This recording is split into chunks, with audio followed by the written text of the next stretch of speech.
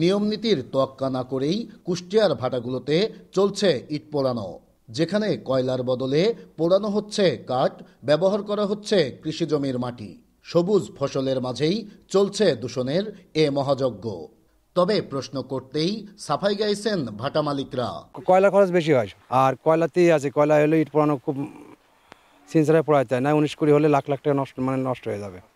সবই 3 নম্বরে, যার খরিতে এটা রিস্ক থাকে না, শর্ত দিয়ে যায় যে কয়লা ছাড়া পোড়াতে পারবা না। ইট পোড়া চলতে জানার কাছে লাগবেই, মাটিতে কোনো পাওয়া যায় না। আমরা যা ফসলের জমিতে কোনো মাটি কাটতে যায় না, আমরা মাটি এখন ওই বিলকাতার থেকে আনি। পরিবেশ অধিদপ্তরের তথ্য মতে জেলায় মোট ইটভাটা আছে 185টি, যার 170টিরই নেই পরিবেশের ছাড়পত্র।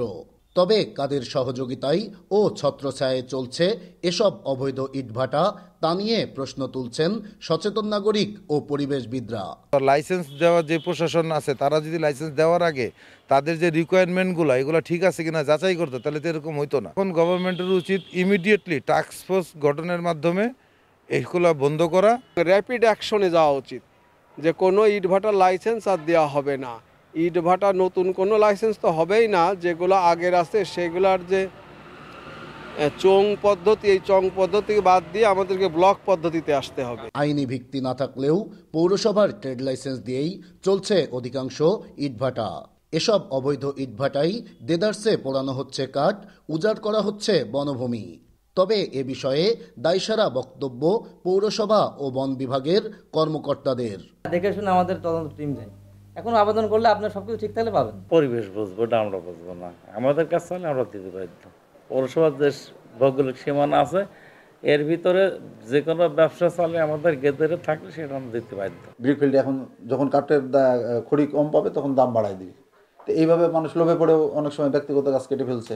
জ্বালানি কাঠের বিষয়টা আমরা অচিরেই অভিযান পরিচালনা করি এবং এটা প্রতিহতের চেষ্টা আমরা অব্যাহত রাখবো। এদিকে অবৈধ ইটভাটা বন্ধে দ্রুতই অভিযান চালানোর কথা জানাই পরিবেশ অধিদপ্তর। ম্যাজিস্ট্রেট প্রাপ্তি সাপেক্ষে এই অবৈধ ভাটাগুলোতে মোবাইল কোর্ট কার্যক্রম পরিচালনা করা হবে। আমরা জরিমানায় বিশ্বাসী না, আমরা যে ভাটাগুলোতে যাব ভাটাগুলো ভেঙে দিব এবং ভেঙে দেওয়ার পরে এগুলোকে আমরা নিয়মিত মনিটর করব, যাতে ভাটাগুলো আর চালু না হয়।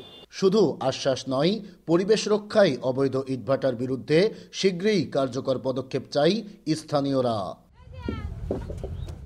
নাইদা সান্তিতাস, দেশ টিভি, কুষ্টিয়া।